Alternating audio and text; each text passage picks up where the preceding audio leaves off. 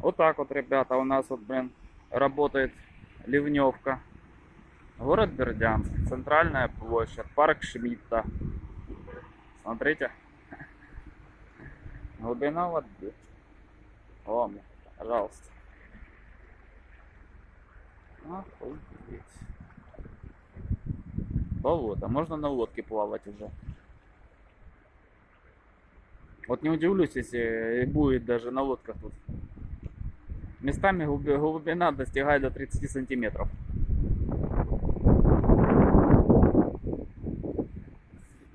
А говорят, что город Бердянск к сезону готов. Все, ливневочки, коллектор наш любименький.